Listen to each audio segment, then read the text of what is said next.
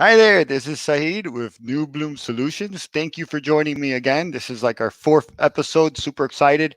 This month, as you know, is the month of e-commerce within the floral industry. So super excited to do that. Why? Because so many sectors in our industry could truly take advantage of the trendsetters and the people that have paved the way or set the way for us or set the path for us to understand e-commerce and how important it was. And also during COVID, we realized, wow, there's something up here. People are really taking advantage. The e-commerce industry grew and continued to grow. I saw a PMA report that said that the e-commerce industry grew 15% versus last year in January of this year. So that means it's not going down, it's going up and continues to go up. Now, my goal as New Bloom Solutions is one to connect, inspire, and innovate through community. So today, to join our community of New Bloom, the Bloom Show people, is Juan Palacio from BloomsyBox. I've been following him for many years, and he is, to me, one of the trendsetters in e-commerce, one of the pioneers in e-commerce, because he was doing it. I'll let him tell you when he started doing this. It's pretty impressive when he started doing it. And then even he's also an expert in influencer marketing, organic marketing. How he did that really inspired me to do what I'm doing today, because I understood the value and the importance of what social media was and what digital marketing was. Sorry for my green screen there. So I'm gonna have him on. Please have me welcome him. Please ask any questions if you have any questions to ask. Would love to. Again, this is a place where we share unconditionally and we also ask selfishly. So help me welcome Juan Palacio.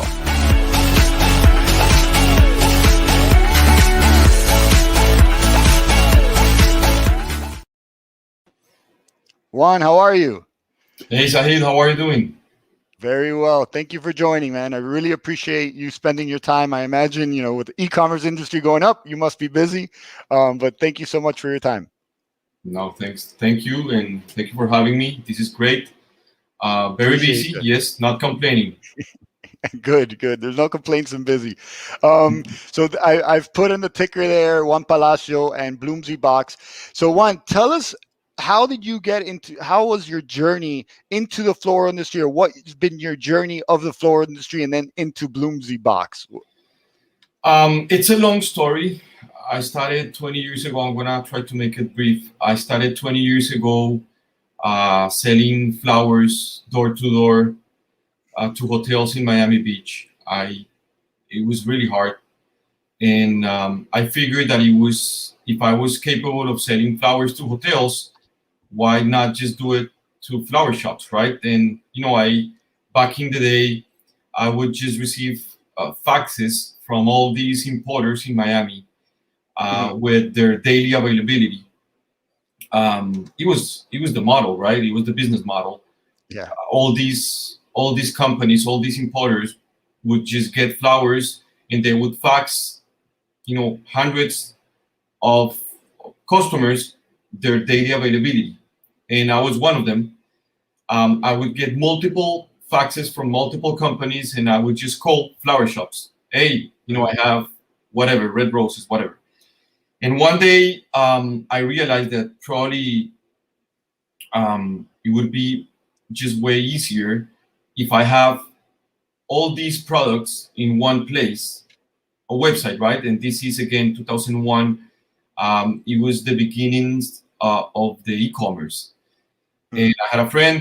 This friend just taught me how to build a catalog, an online catalog. I did it, and I called that company the flowerexchange.com because that was the original idea, right? It's the flower exchange. You have multiple flowers that are coming from multiple places. I would just buy them here in Miami and ship them out. And that's how I started.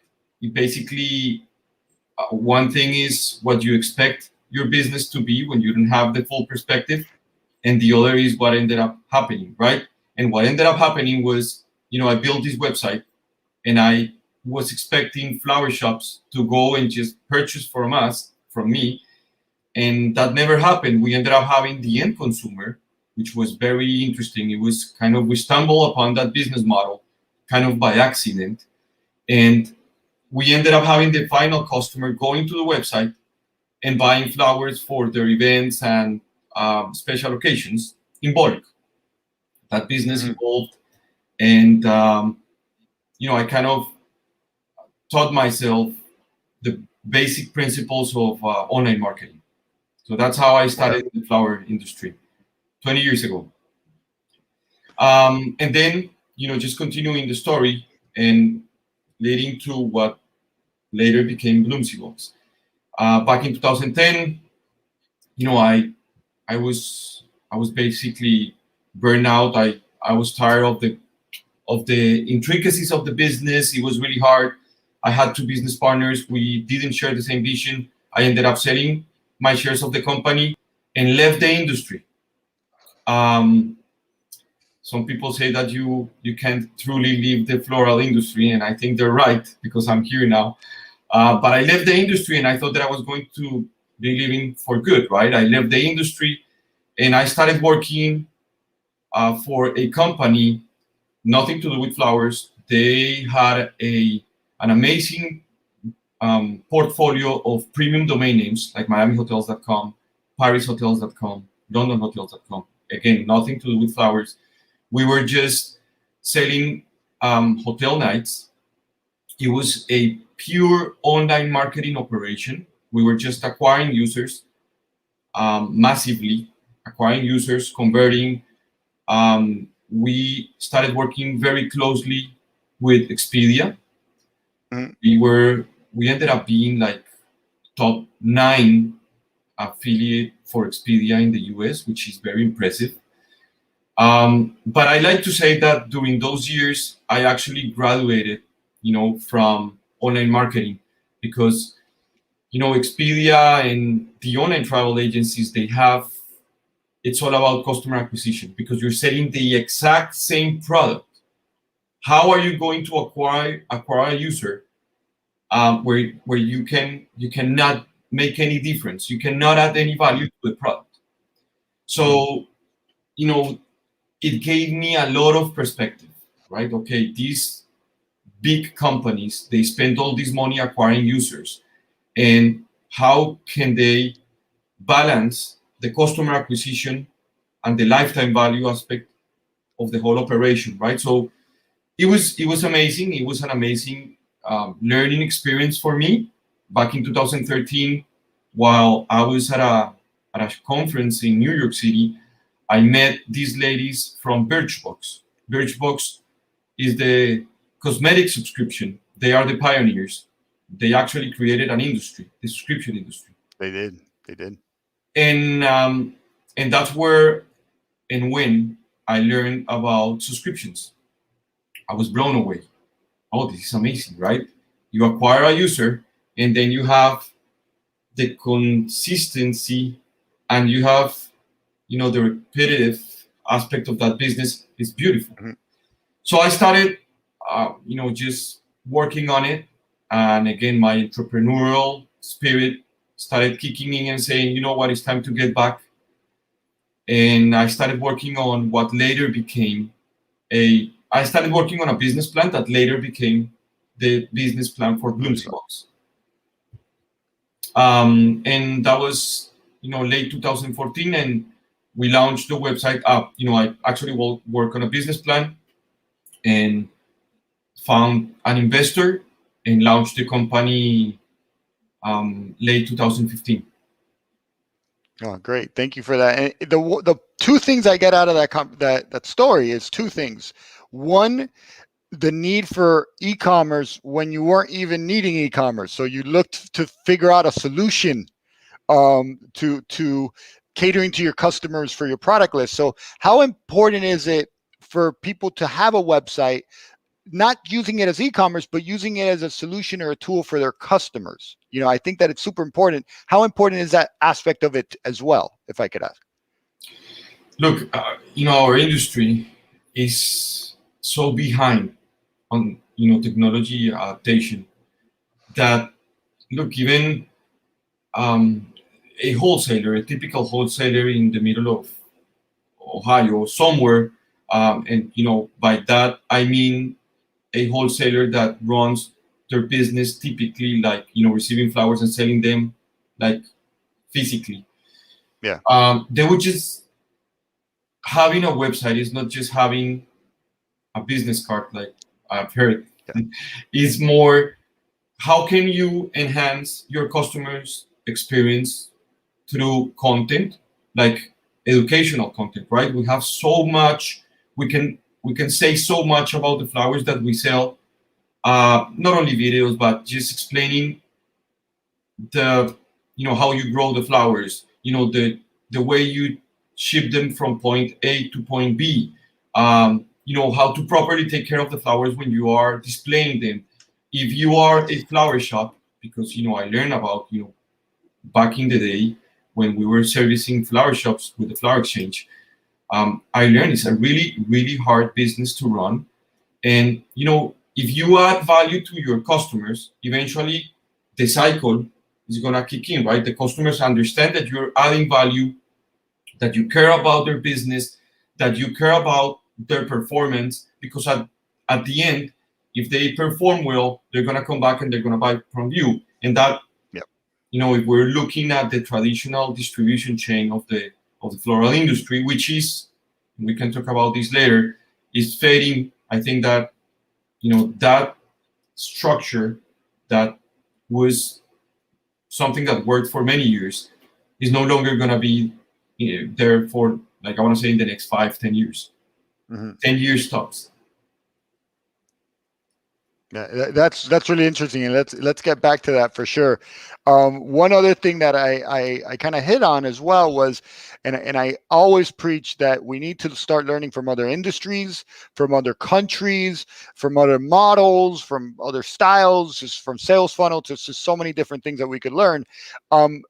How important was it for you? Sorry, how important was it for you to leave our industry and then come back, or how valuable was that for you to see something in a different perspective and get a new light on life, if you want to say? It was critical. Yeah, no, you're right. It was critical.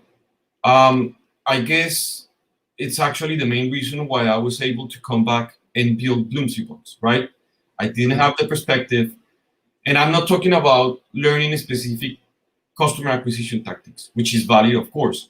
Now is taking a step back and seeing things through a different lens, with a different perspective, understanding that there are industries that are taking, for example, the customer acquisition and retention and customer service and differently. And how can you take everything that you learn, and how, in my case, how do I take everything that I learned while working, acquiring users for hotel rooms to sell hotel rooms, very hard.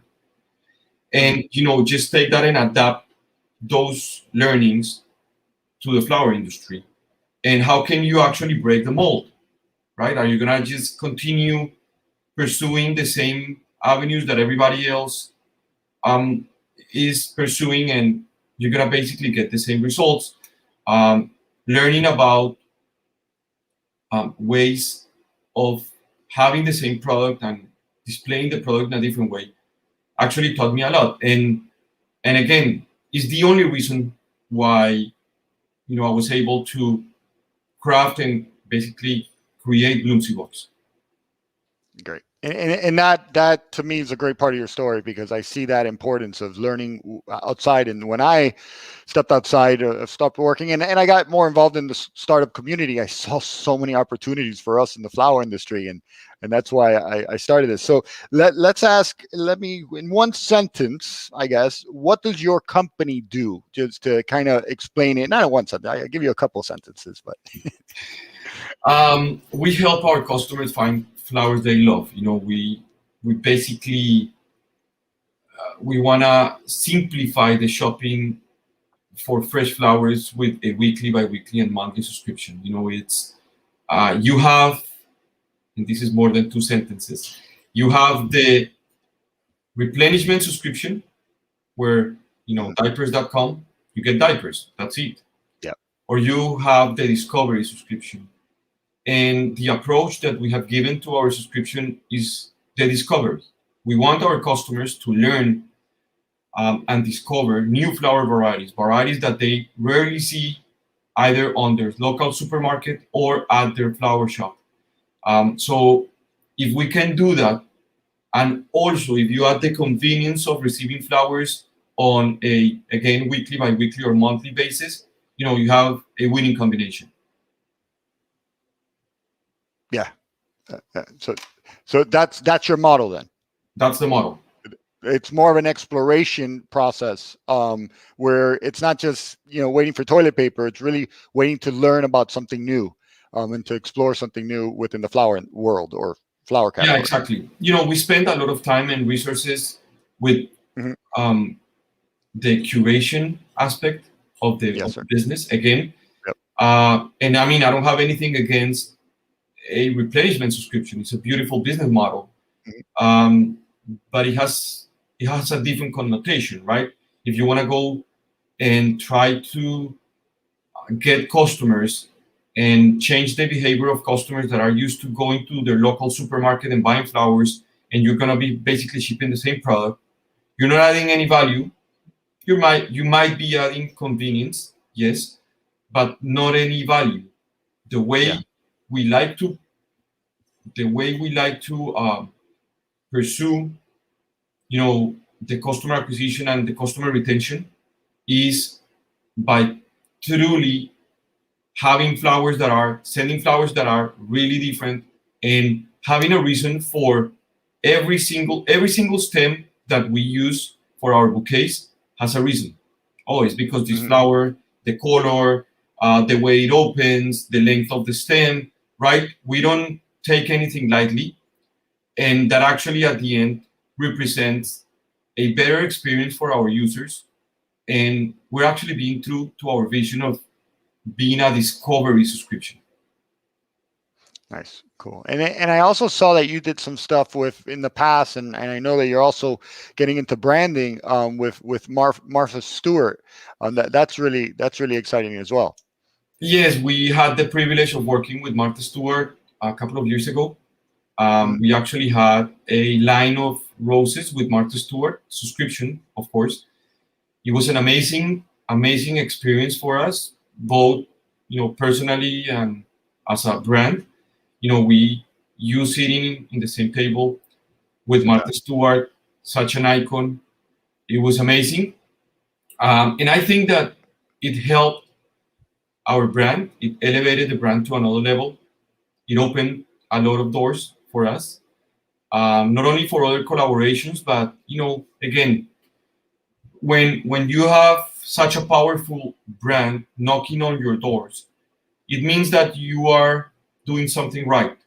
The idea behind the business, resonated well with Martha Stewart, and that was an amazing accomplishment for us.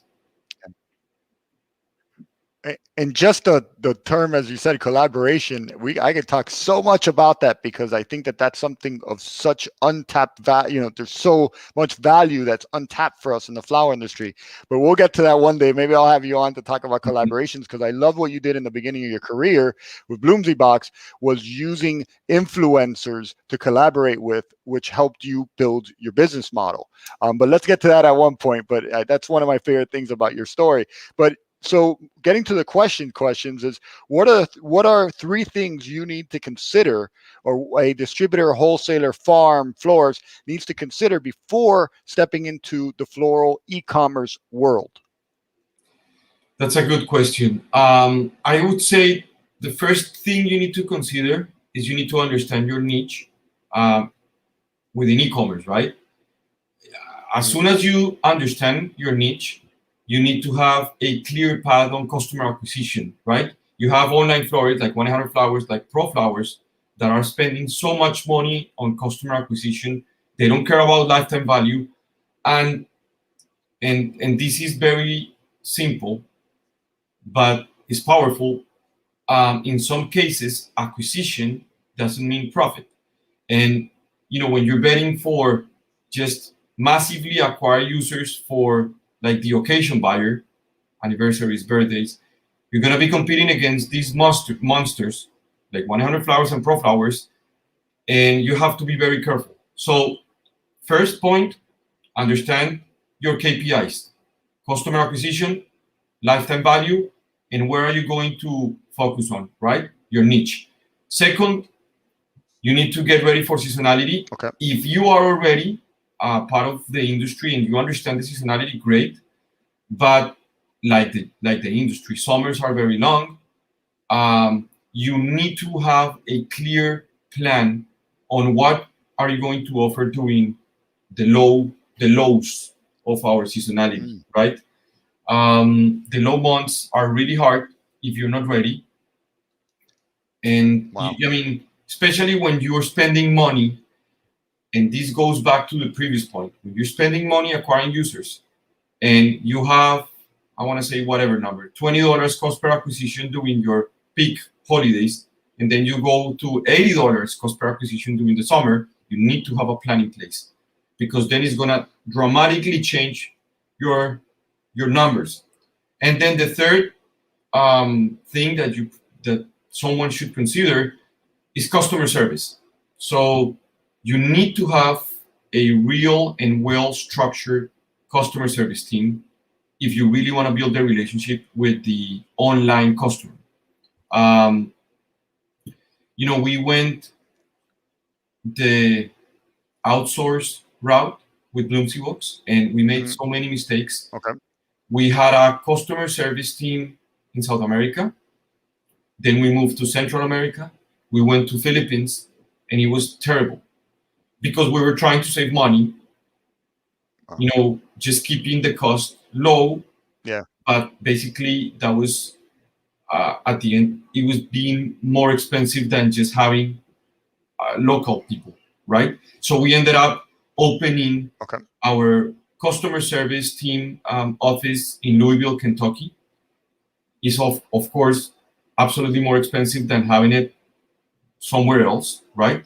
And but at the very end, that has enhanced the experience for our customers, and it results in better lifetime values, right? You have customers that are happy, they're calling someone who they talk to. Live. And that's probably the third piece of advice that I would give someone who's considering getting into the e-commerce, floral e-commerce space.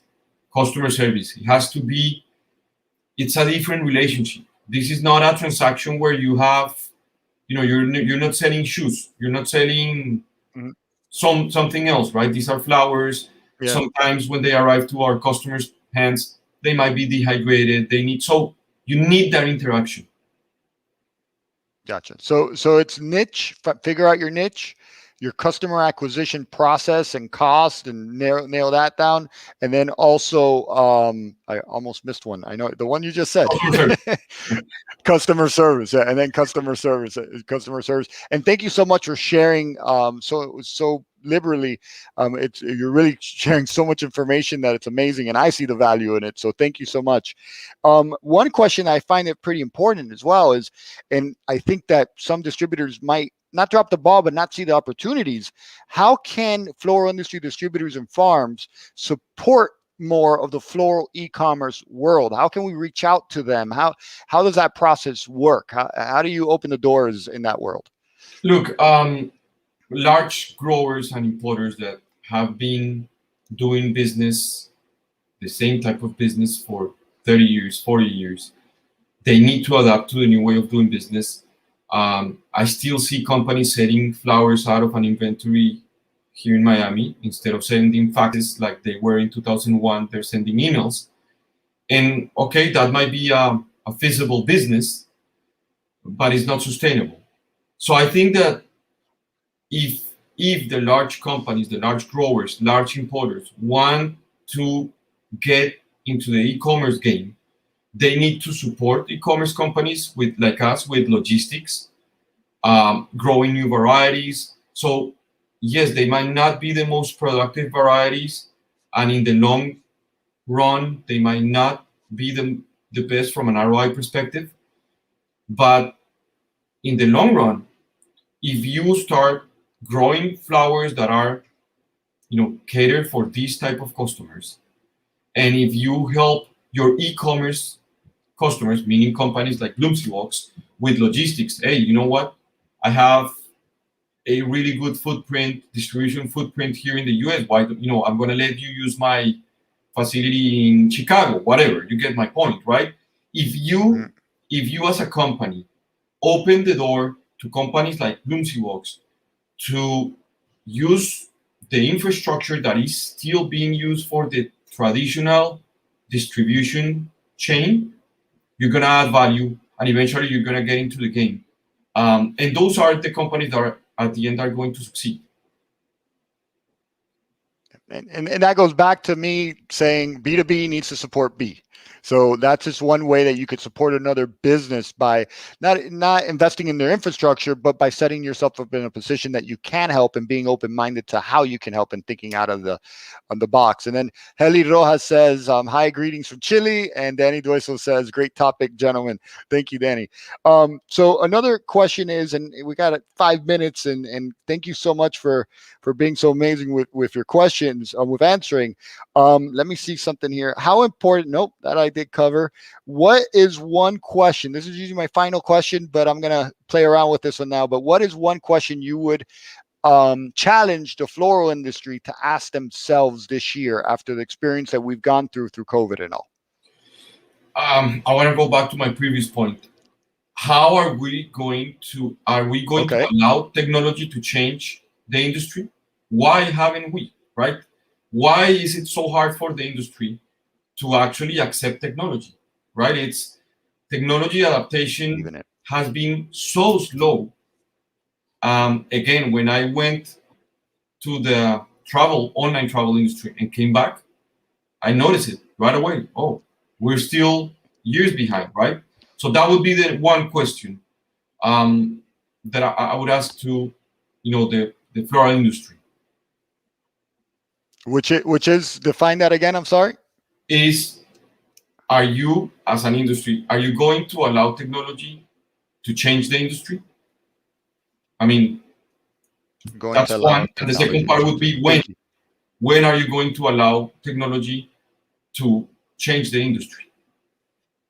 Yeah. And are you going to be a part of the change? Sorry to add that part, but are you going to be a part of the change? And that's my question to the industry. Are you going to be a part of the change? And it's not only e-commerce. Again, there's two types of people, those that judge and those that are curious. When you're curious about technology, you're thinking, what are different avenues? What are different channels? When you're judgmental, you're saying, oh, why would that work for me? Because you're thinking one way and you're keeping those, the blinders. Let me see if I grab another question. What is one thing you learned last year which you will take with you for years to come?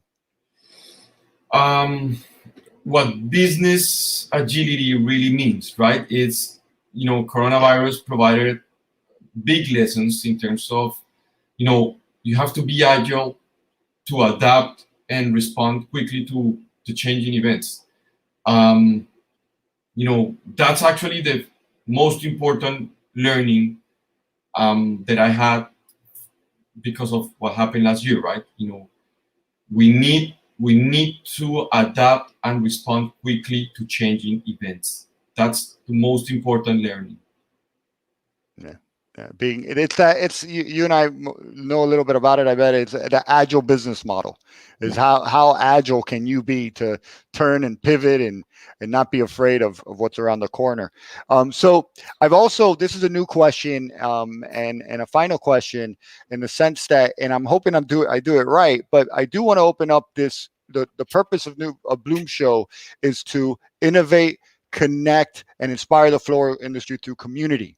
So one thing I intend to do is give an opportunity to our guests for any collaboration or networking opportunities you may be looking for, or even product. Hey, I need this. Someone help me out. Or I want us to become a community of helping people to network and connect. So one, am I allowed to share your email? Two, if there's anything that you'd be interested in showing or asking or, networking, what would it be?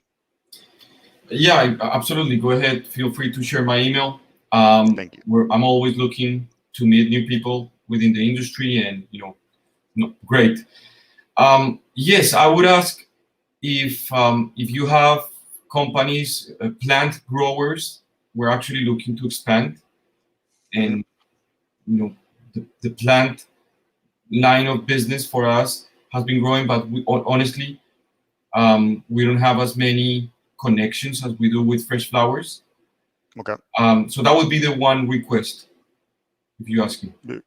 So if anybody out there knows any plant growers, especially me, look at Homestead, but anywhere else, even Canada, please reach out to Juan, and as well, I imagine if someone wants to chat to you with you about e-commerce, you're open to that too, Juan? Absolutely. I love talking about e-commerce. It's my life. That's the what's the catch when coming on my show is be open to networking, if you don't mind.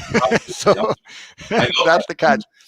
Appreciate you. So again, it's Juan at BloomsyBox.com, and the website is www.bloomsybox.com. I've learned a lot from following Juan. I learned a lot today. So Juan, thank you so much for your time. I really appreciate your time. I know that time is money and effort. So thank you for gracing us with your time, man. Appreciate you. Thank you very much for having me. Thank you so much, man. Speak to you soon. Take care. Okay, bye. Bye-bye. So everybody, again, thank you so much for joining. Please make sure to subscribe, like, comment below. It really helps with the SEO and everything to keep this going on and keep on keeping on. Wanted to also tell you I have a special event, which I'm super excited about. On Monday, it's a women's round table. You could find it on LinkedIn. We're going to have 5 women leaders, business owners in our industry, from florpreneurs to Florist Review, the president of Florist Review, so it's just going to be really exciting to have these 5 amazing women in our industry to hopefully inspire other women and saying, gosh, we could be innovative. We could think out of the box. We could do things differently. So that, please join us at 12:30 as well. I'm a networker, so go to my website. If you need to set up a calendar, a chat, I don't charge. I am open to network help. If you're new to the industry and looking to understand the industry, give me a call. Here's my email. Sahid at New Bloom Solutions. Feel free to reach out, drop me a line. It's not a business catch. It's really, that's genuinely what I do and I like to do. And my friends could actually tell you that's what I do, and I do a lot of it. So if you like, guys, you could comment. And again, don't forget, please, to join us Monday at 1:30 for Special Women's Day. Again, thank you guys for allowing me to bring this opportunity or the show to everybody to connect, inspire, and innovate our floral industry. Did you see that? Industry through community. Thank you again.